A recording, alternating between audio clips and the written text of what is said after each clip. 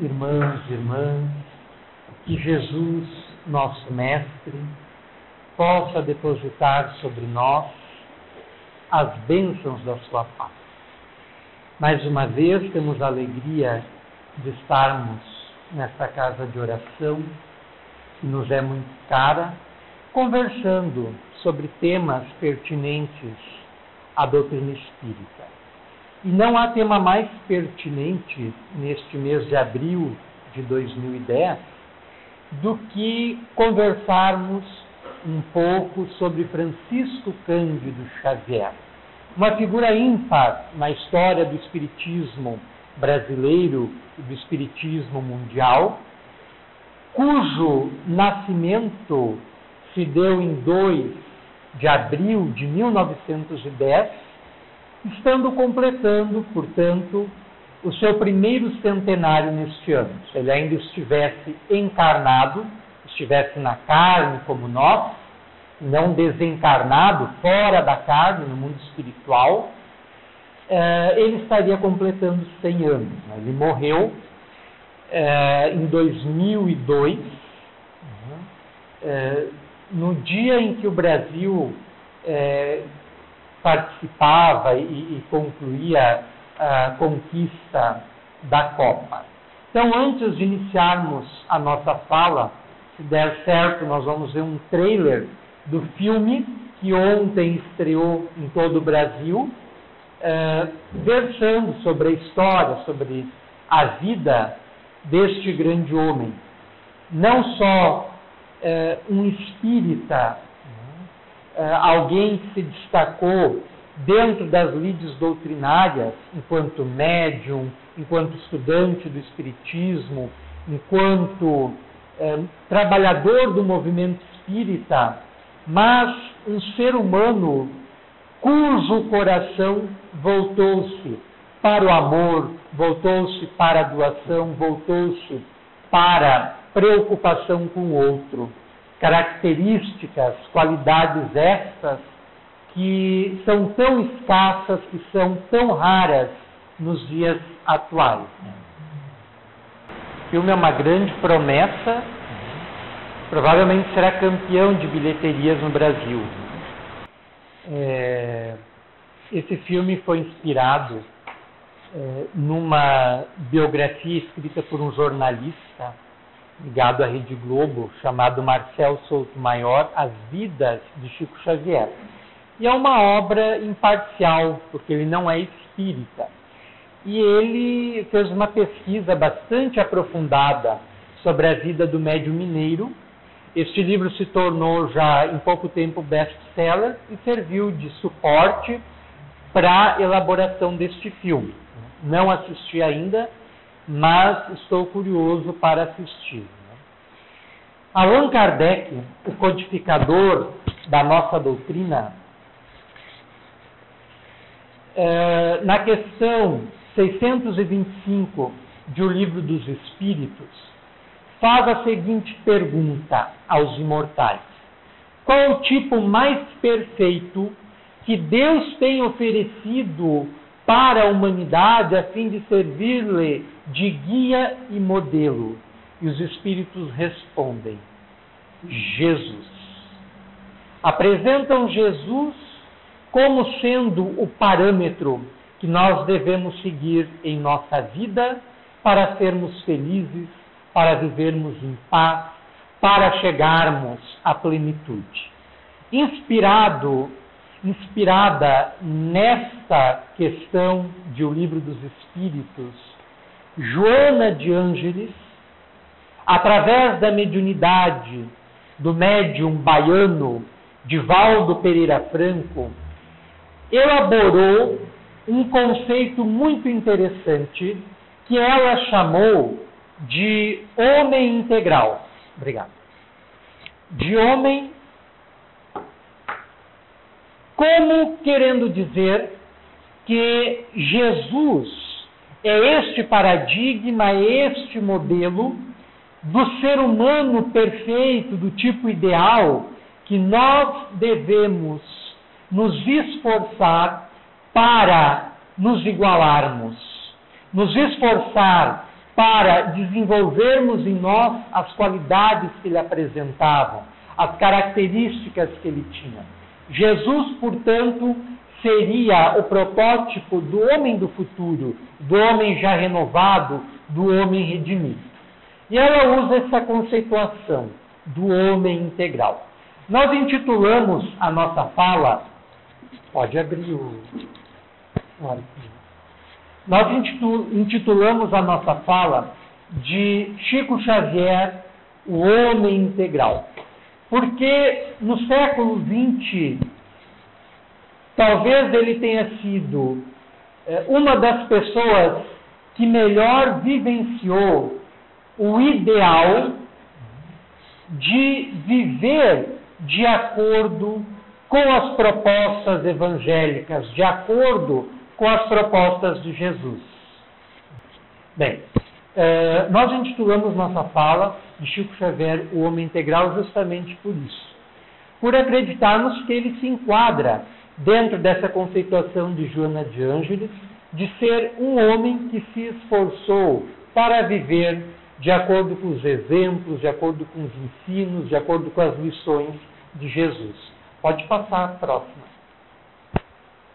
Então, Chico Xavier nasceu no estado de Minas Gerais, numa cidadezinha chamada Pedro Leopoldo, que ainda no início do século XX chamava-se Cachoeira das Três Moças, uma cidade tipicamente interiorana, e que com a chegada do trem mudou de nome, passando a homenagear o engenheiro que conseguiu levar o trem até lá, Pedro Leopoldo.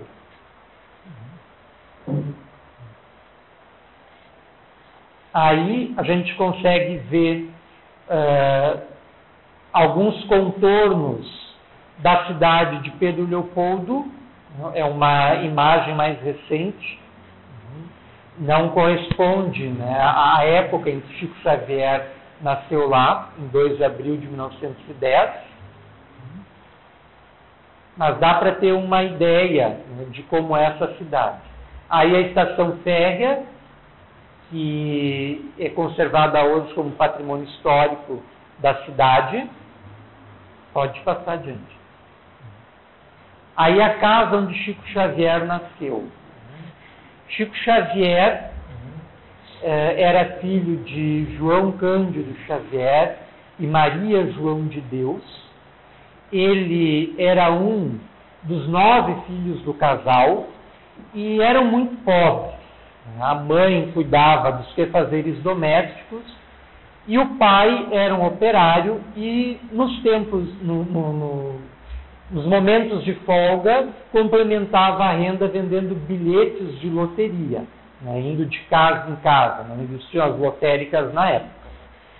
E eles passaram muita dificuldade, foi uma vida de muita miséria, de muita pobreza, de muito sofrimento. E Chico Xavier não conheceu outra coisa em sua vida além do sofrimento, desde o berço, mas sempre conseguiu superá-lo para viver esse ideal do amor evangélico, da doação, da entrega ao outro. Chico Xavier, aos 5 anos, ficou órfão. A sua mãe faleceu e o pai não tinha condições de manter a família unida e, em decorrência disso, distribuiu os 9 filhos entre parentes, amigos e conhecidos. E Chico Xavier ficou com uma madrinha, que era amiga pessoal da mãe de Chico Xavier, Dona Maria João de Deus, a mãe de Chico Xavier. E essa madrinha, ela não teve muito carinho, não teve muito cuidado com Chico Xavier, bem pelo contrário. Desde a infância, quase que diariamente, o agredia, o espancava, o maltratava. São inúmeros os casos relatados sobre as crueldades que ela teria cometido em relação ao menino. Chico Xavier, mais tarde, conta que após uma terrível surra que havia ganho da madrinha, ele correu, fugiu, ocultando-se no pátio, uma cidade de interior, então o pátio, o quintal da casa era muito amplo, cheio de árvores, e ele foi se refugiar entre as árvores que havia no fundo do quintal. E chorava muito, trazia o corpo cheio de hematomas, evidenciando o laço, a surra que havia recém-recebido. E com as lágrimas pendendo da face, ele começou a orar, pedindo ajuda ao céu. E foi a primeira vez que ele viu aproximar-se o espírito da mãe falecida, Maria João de Deus. E ela vinha iluminada, com muito amor, com muito carinho, a envolvê-lo ternamente, confortando-lhe e perguntando-lhe por que chorava tanto. E aí se desenrola um diálogo sublime. E ele explica que a madrinha o maltratava muito, que ele já não aguentava mais. E a mãe lhe aconselhava, imagina com 5 anos, né, resignação, que ela não fazia por mal, que ele jamais deveria revidar, deveria respeitar a madrinha e fazer tudo quanto ela lhe recomendasse. E a partir daí, a sua mãe, desencarnada, passou a ser uma presença constante na vida do filho. E além da mãe, ele via outros espíritos, via luzes, ouvia vozes, obtinha informações que as pessoas não entendiam como. E quando o seu pai contraiu um novo casamento, a madrasta fez como exigência que se recolhesse no seio do novo lar todos os filhos do primeiro casamento do marido que estavam espalhados entre parentes e conhecidos, num gesto de grande nobreza, de grande desprendimento emocional, de grande amor. E o marido atendeu a exigência e reuniu sob o mesmo teto todos os filhos da mesma família. E depois vieram mais 6 filhos, totalizando uma família imensa. Né? E Chico Xavier passou a ter essas visões constantemente. Como nós podemos perceber ali no trailer do filme, ali apareciam as acusações, né, de louco. Então, para o pai, que não compreendia o fenômeno vivenciado pelo filho, ele desconfiou que o filho tivesse problemas mentais e cogitou a possibilidade de interná-lo num sanatório. Mas, convencido pela sua atual esposa, procurou aconselhamento com o sacerdote de uma localidade, de um povoado vizinho, que tinha fama de muito sábio, que era o senhor Scarzelli, o sacerdote católico, e o pai concordou, pegou o menino, levou até lá, e o padre conversou com Chico Xavier, e embora não compreendesse o fenômeno vivenciado pelo menino, ficou convencido da autenticidade do mesmo, que aquilo não era fruto da imaginação, que o menino de fato via o que ele dizia ver, que o menino de fato ouvia o que ele dizia ouvir. E orientou o pai a não interná-lo num sanatório e a conviver da melhor forma que fosse possível com essas visões e com essas vozes que o menino dizia ver e ouvir. Foi uma atitude sábia, realmente do sacerdote católico, porque preservou Chico Xavier de ser internado de forma inapropriada numa casa de saúde mental. Desde a infância, convivendo com estes fenômenos, Chico Xavier causava sensação, furor, curiosidade por onde passava. A sua madrasta o matriculou na escola regular da cidade, na qual ele completou o ensino primário, que corresponderia hoje aos primeiros anos, aos anos iniciais do ensino fundamental, da primeira à quarta série, onde ele recebeu formação inicial. E ali, por inúmeras vezes, deixou a professora boquiaberta, como também aparecia numa das cenas do trailer do filme. Em 1922, comemorava-se o primeiro centenário da independência do Brasil. O Brasil havia se tornado independente de Portugal oficialmente em 7 de setembro de 1822, e 100 anos depois, em 1922, comemorava-se então o primeiro centenário, e o Estado de Minas Gerais promoveu um concurso envolvendo todas as escolas, a fim de premiar a melhor redação que versasse sobre a temática da independência ou qualquer outro aspecto ligado à história brasileira. E Chico Xavier surpreendeu a todos com um texto que continha nomes, informações, dados, uma qualidade na composição que estava muito além da sua faixa etária, da sua idade, da sua capacidade intelectual, bem como da sua formação. E ele foi muito honesto com a professora. Ao ser indagado por ela de que forma ele havia escrito aquele texto, ele respondeu que na verdade não era dele, que aquele homem que estava ali ao lado da sua carteira, da sua classe, e que nem a professora nem os colegas enxergaram, havia ditado o texto para ele. E aquilo provocou uma surpresa, uma forte impressão na professora. E os coleguinhas desconfiaram da autenticidade daquele texto e puseram à prova e pediram que na frente de todos Chico Xavier escrevesse um texto sobre um tema que seria escolhido pela turma de chofre. E ele aceitou o desafio.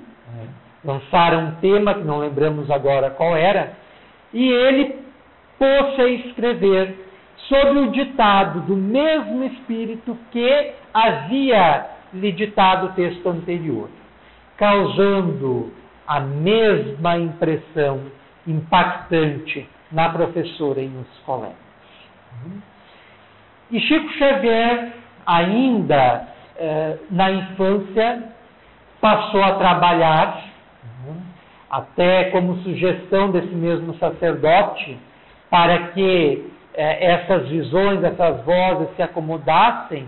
O sacerdote sugeriu que o pai o empregasse em alguma atividade que lhe concentraria a atenção e lhe tiraria o foco dessas vozes e dessas visões. E ele passou a trabalhar numa tecelagem. Começava às 15 horas e ia até quase meia-noite. Chegava em casa, dormia, de manhã cedo acordava, ia para a escola, depois voltava para casa, almoçava, dormia mais 1 hora e depois seguia para a tecelagem. Não tinha muito tempo para dedicar ao estudo, para dedicar à aprendizagem. E com o tempo ele acabou adoecendo, em função da fuligem do tecido, ele adquiriu um problema pulmonar e teve que abandonar o trabalho. Na tecelagem conseguiu um emprego numa venda, no armazém que havia na localidade. E como os armazéns antigos, como nós temos um aqui, onde era a estação férrea da cidade, vendia-se de tudo, desde cachaça até os mantimentos. E Chico Xavier, então, empregou-se ali e permaneceu nesse trabalho durante muito tempo. E não pôde continuar os estudos. Teve que, após concluir o primário, não pôde mais estudar. Pode seguir. Foi quando a sua irmã mais nova, fruto do novo casamento do pai, adoeceu. Ela tinha profundos desequilíbrios mentais e a família já havia procurado o recurso de vários médicos, mas não conseguira solucionar o problema dela. E por sugestão de alguns amigos, como último recurso, resolveram recorrer a um casal de espíritas que vivia na cidade, o senhor e a senhora Perácio. E esta irmã mais nova de Chico Xavier foi submetida ao atendimento fluidoterápico de passes e também ao atendimento desobsessivo, porque a mulher que a atendia, que era médium, logo visualizou que a origem daquele desequilíbrio mental não era de ordem física, orgânica, cerebral propriamente dito, mas tinha sua gênese, a sua origem, numa interferência espiritual negativa que a menina estava sofrendo.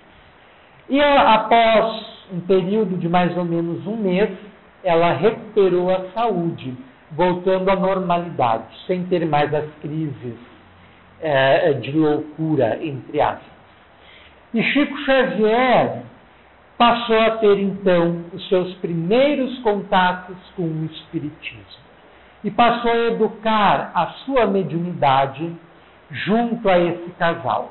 E a mulher, que era dotada de um vasto cabedal mediúnico, entre eles a vidência, teve uma visão muito curiosa. No momento de educação mediúnica, ela visualizou sobre Chico Xavier uma chuva de livros, como a prenunciar o seu futuro, o seu sucesso na área da psicografia. Basta lembrar que Chico Xavier psicografou mais de 400 obras, não ficando com os direitos autorais de nenhuma delas, doando-os todos para instituições filantrópicas, para instituições caritativas. Educando a sua mediunidade na década de 20, ao longo da década de 20, ele passou durante mais de 4 anos nessa dura lide de exercitar a mediunidade, de exercitar uma faculdade que já tinha aflorado em si. Hoje, muitas pessoas procuram as casas espíritas, principalmente desejosas de educar a sua mediunidade, e por enfrentarem um ou outro insucesso, após às vezes poucos meses de dedicação a esse mistério, já abandonam esse desejo.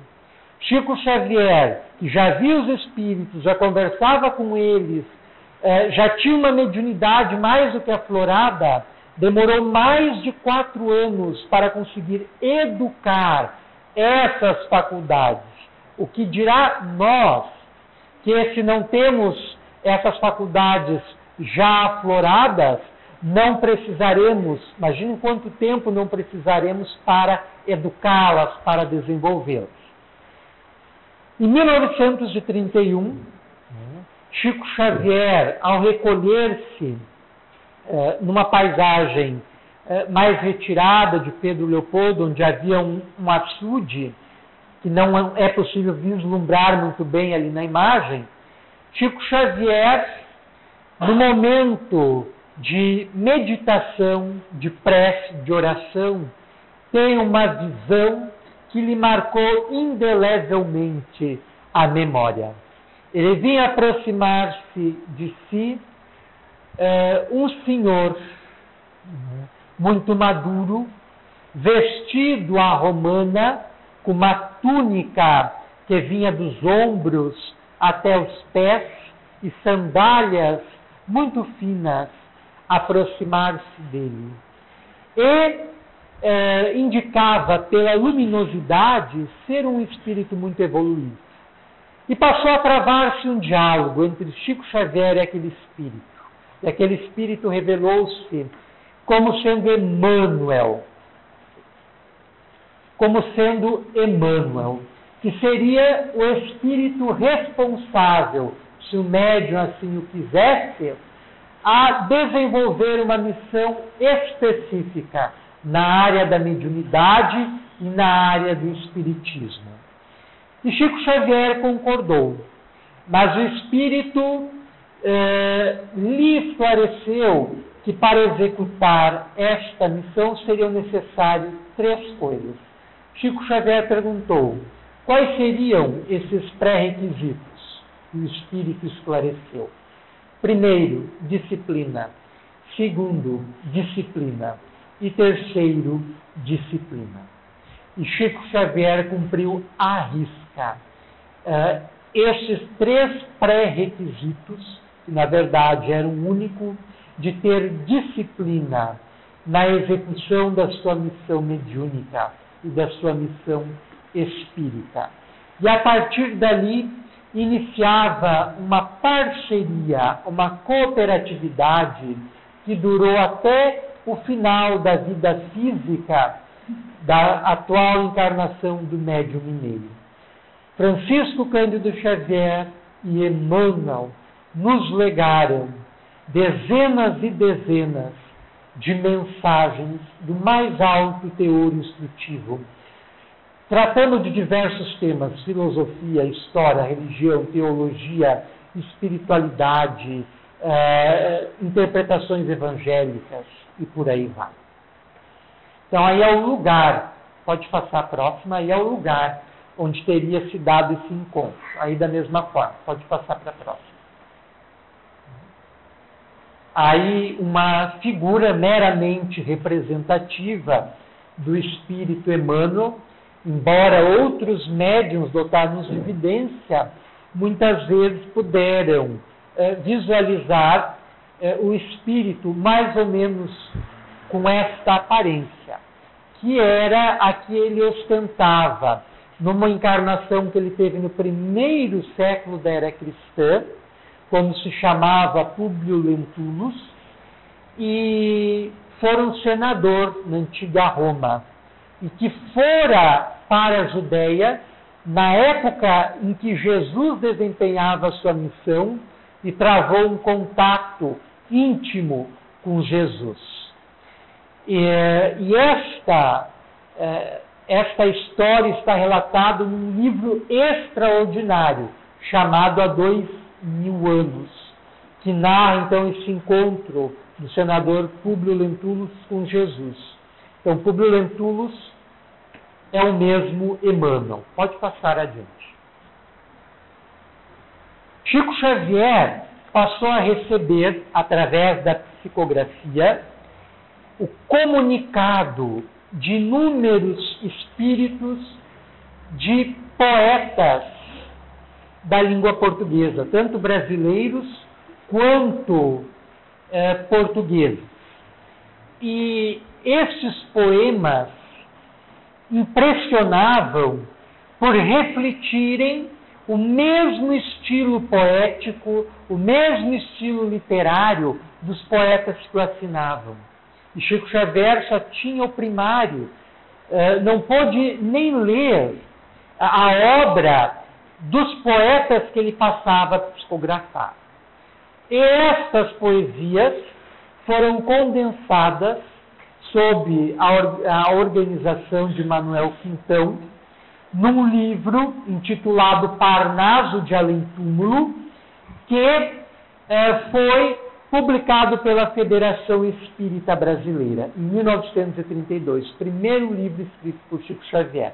Pode passar para o próximo. Primeiro livro psicografado por ele. É um livro que nós sugerimos a todos. Quem não leu, deve lê-lo, porque ele traz poesias de um alto teor de espiritualidade. Além de comprovar a sobrevivência após a morte, dos poetas que assinam essas mensagens. 2 de um conjunto de 56 poetas foram Castro Alves e Olavo Bilac, cujas obras Chico Xavier não conhecera, nunca lera em sua formação escolar.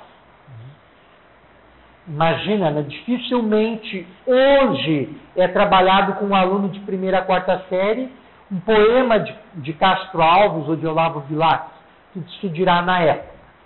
Pode passar para a próxima. Este livro, Parnaso de Além-Túmulo, provocou verdadeira celeuma, verdadeira confusão nos meios intelectuais brasileiros, despertando o interesse da Academia Brasileira de Letras, bem como o interesse de inúmeros literatas em conhecer o médium e em estudar as suas produções mediúnicas. Monteiro Lobato, escritor, contista renomado, leu a obra, se impressionou e converteu-se ao espiritismo. E ele, entrando no debate gerado pelo livro Parnaso de Além-Túmulos, se expressou da seguinte forma: se Chico Xavier produziu tudo aquilo por conta própria, que era o que alguns diziam, que ele estava imitando a escrita dos poetas, o que não era possível em função da sua formação intelectual e do seu desconhecimento desses poetas. Então, se Chico Xavier produziu tudo aquilo por conta própria, então ele merece ocupar quantas cadeiras quiser na Academia Brasileira de Letras. E realmente a obra é extraordinária. Vale a pena ser lida. Pode passar adiante. Outro escritor que escreveu por ele póstumamente, depois de morto, foi Humberto de Campos. E o caso Humberto de Campos gerou uma controvérsia muito grande, porque a família, ainda encarnada, entrou numa disputa judicial reclamando o direito das obras, direitos autorais das obras que Chico Xavier estava psicografando, tendo como autor espiritual Humberto de Campos. E essa disputa demorou vários anos, e a justiça deu ganho de causa ao médium brasileiro e à Federação Espírita Brasileira. E o espírito, conduído pela situação de incompreensão da própria família, passou a assinar sob um pseudônimo, Irmão X. Todo conto que ele escrevia, ele assinava Irmão X, numa referência de um pseudônimo que ele adotara na sua infância, na sua juventude, aliás, quando ele começara a escrever algumas críticas femininas, e que ele utilizara então o pseudônimo de Conselheiro 20, né, XX em romanos. Então, numa alusão a esse pseudônimo, ele passa a escrever, a assinar Irmão X. Chico Xavier logo passou a atrair a atenção do público, da imprensa, e nessa época ele recebeu a visita de 2 jornalistas, Jean Manzon e David Nasser. Mas eles foram a Pedro Leopoldo fingindo que eram repórteres norte-americanos. Falavam inglês e o piloto do avião servia de intérprete. E com isso eles queriam provar que Chico Xavier era uma farsa. E fizeram toda uma cobertura jornalística sobre uma sessão mediúnica protagonizada pelo médium mineiro. E Chico Xavier chamou os 2 para próximo de si, esclarecendo-lhes que o Espírito Emmanuel, seu guia espiritual, desejava autografar-lhes as obras, 2 obras, com as quais presenteou os 2 jornalistas. E o médium assinou, sob a influência de Emmanuel, as obras, as autografou, e eles pegaram as obras, voltaram para não lembramos agora se eram de São Paulo ou do Rio de Janeiro, e um deles, me parece que o David Nasser é primeiro, feliz por ter feito essa cobertura jornalística e por evidenciar que Chico Xavier era uma grande fraude, ao pegar o livro e ao abri-lo, ele viu escrito pelo médium Chico Xavier na primeira página: ao caro amigo David Nasser, com votos de muita paz e luz. Eles haviam dado outro nome para o Chico Xavier. Chico Xavier nem fazia, eles pensavam que Chico Xavier nem fazia ideia de quem eles eram. E no mesmo momento que ele viu aquilo, ele ligou para o Jean Manzon e pediu para que ele olhasse o livro dele para ver o que estava escrito. E da mesma forma estava escrito: ao caro amigo Jean Manzon, com votos de paz e luz. Algo impressionante que fez com que eles vissem que ali em Chico Xavier havia um fenômeno autêntico de comunicação mediúnica. Chico Xavier, após psicografar inúmeros livros de Emmanuel, de Humberto de Campos e outros espíritos, recebeu a visita de um novo companheiro espiritual, o espírito André Luiz. André Luiz é um pseudônimo. Era o nome de um dos irmãos do médium, Francisco Cândido Xavier, e ele adotou esse pseudônimo justamente para não causar a mesma problemática causada pelo espírito Humberto de Campos. E ele nunca revelou publicamente a identidade espiritual de André Luiz, embora se especule que seja ou o médico sanitarista Oswaldo Cruz ou o médico Carlos Chagas, mais provável que seja este último. E através dele, em 1943, ele psicografou uma obra extraordinária chamada Nosso Lar, que também está sendo transformada em filme e que vai estrear ainda este ano. E é uma obra fantástica. Quem não leu, precisa ler. É uma obra extraordinária onde esse espírito narra o seu despertar no mundo espiritual.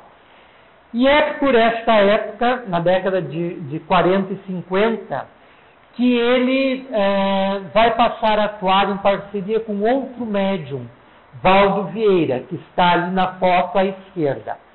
À direita está um jornalista chamado José Franco, e no centro a materialização de um espírito, Irmã Josefa, numa sessão de materialização que eles produziram, em que o espírito podia ser inclusive tocado, apalpado, fotografado, como foi, etc. E Valdo Vieira, em parceria com Chico Xavier, vai psicografar inúmeras obras. Entre elas, merece destaque Mecanismos da Mediunidade e Evolução em Dois Mundos, ambos do espírito André Luiz.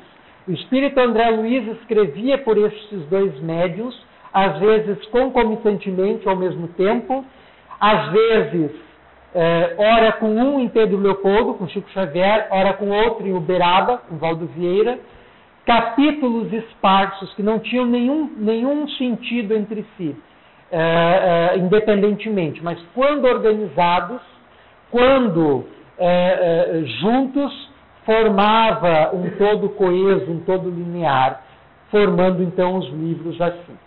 Chico Xavier, sofrendo muita perseguição, muitos ataques, enfrentando muitas polêmicas em Pedro Leopoldo, e a sua família, sofrendo muito com isso, resolve abandonar Pedro Leopoldo e transfere-se para Uberaba. Ali nós temos então uma vista aérea da cidade.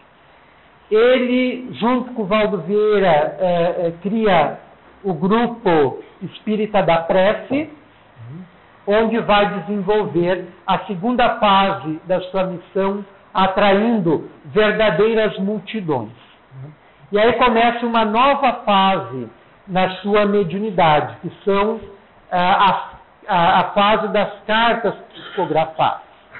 Primeiramente, uma mãe desesperada, que havia perdido o filho afogado, havia insistido com o filho que a acompanhasse até uma represa que era um centro de lazer, de turismo da cidade em que viviam, e ele, a contragosto, concordou com a mãe, acompanhou nesse passeio, ao banhar-se, morreu afogado. Imagina a mãe trazendo aquela culpa dentro de si, se culpando pela morte do filho, não se perdoando jamais.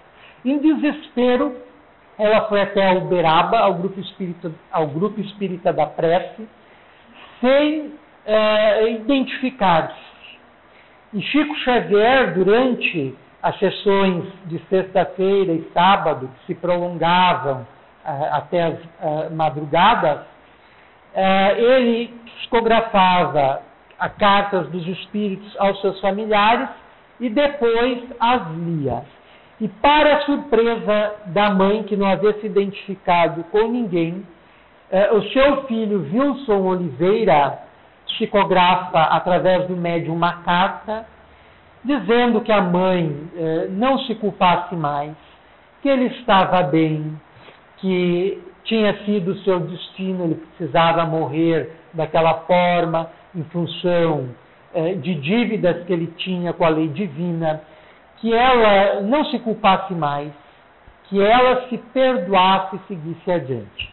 E o que chamou a atenção é que a assinatura dele, ali infelizmente vocês não vão conseguir enxergar muito bem, mas quem conseguir se aproximar da imagem, a assinatura do espírito, ela é muito parecida, muito semelhante à assinatura do mesmo quando encarnado na sua carteira de trabalho. É algo que impressiona. E esse foi só um caso. Quem pôde acompanhar o Globo Repórter da semana retrasada sobre Chico Xavier pôde ver vários casos. Surpreende o caso de uma família de judeus, que o filho também é uma família numerosa, o filho havia morrido, havia desencarnado na casa dos 20 anos, e a família se desesperou. Com a devida insistência de amigos, foram para Uberaba e lá receberam mais de 57 cartas através do Chico Xavier. E muitas delas vinham caracteres em hebraico, que o espírito conhecia devido à sua formação, mas que o médium, imagina, 4º ano primário, é sempre oportuno frisar isso aí, enfocar isso aí, não conhecia sequer um caractere, e ali vinha inúmeros caracteres grafados em hebraico, para surpresa geral. Então, consolando a família, que embora perseverando nas suas tradições judaicas, está convicta da continuidade da vida após a morte e da possibilidade de se comunicar com os espíritos após a morte. Aí, na década de 60, quando a televisão se espalhava por todo o Brasil, Chico Xavier é convidado a participar de um programa chamado Pinga Fogo, da extinta TV Tupi. E foi uma verdadeira sensação. O programa durou mais de 4 horas, ele era ao vivo, e bateu todos os recordes de audiência do programa, sendo durante a semana reprisado inúmeras vezes. E ele compareceu várias vezes nesse programa. E a Federação Espírita Brasileira editou esse programa em DVDs, que está à disposição. E trechos dele são encontrados no YouTube. Vale a pena assistir, porque provocou uma verdadeira comoção nacional. A sua simplicidade, a sua humildade, a sua candura conquistou o país. Então, Chico Xavier passou a sua vida inteira nesse labor mediúnico e principalmente de promover o bem, a caridade, levantar os caídos, assistir os necessitados, apoiar os miseráveis, e todos os recursos que ele acumulou com as mais de 400 obras psicografadas por seu intermédio, de diversos autores espirituais, repetimos, foram doados para instituições filantrópicas, que até hoje continuam dando amparo, assessoria, suporte assistencial a pessoas carentes, a pessoas necessitadas. Nós gostaríamos de frisar que Francisco Cândido Xavier, ele, para nós, é um exemplo de fidelidade doutrinária, é um exemplo de trabalho com disciplina, é um exemplo de mediunidade com Jesus, mas é, para toda a humanidade, um exemplo de amor, um exemplo de luz, um exemplo de doação.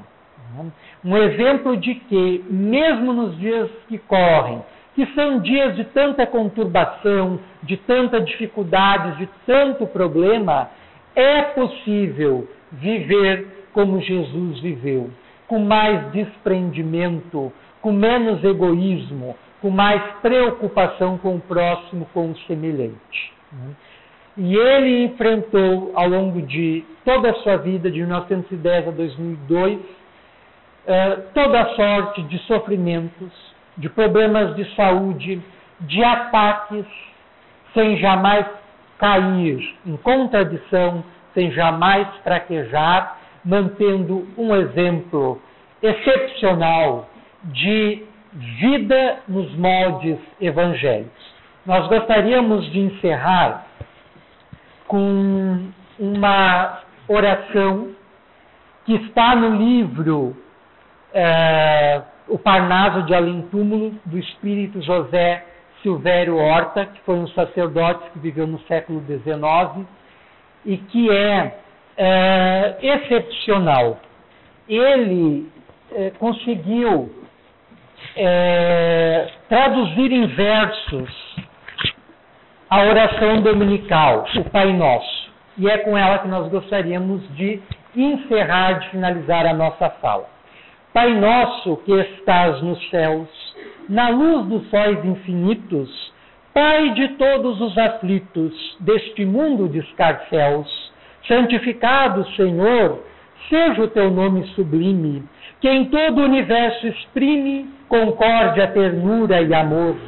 Venha ao nosso coração o teu reino de bondade, de paz e de claridade na estrada da redenção. Cumpra-se o teu mandamento, que não vacila, que não erra, nos céus como em toda a terra, de luta e de sofrimento. Evita-nos todo mal, dá-nos o pão no caminho, feito na luz, no carinho do pão espiritual. Perdoa-nos, meu Senhor, os débitos tenebrosos, de passados escabrosos, de iniquidade e de dor. Auxilia-nos também, nos sentimentos cristãos, a amar nossos irmãos que vivem longe do bem. Com a proteção de Jesus, livra nossa alma do erro, sobre o mundo de desterro, distante da vossa luz. Que a nossa ideal igreja seja o altar da caridade, onde se faça a vontade do vosso amor, assim seja.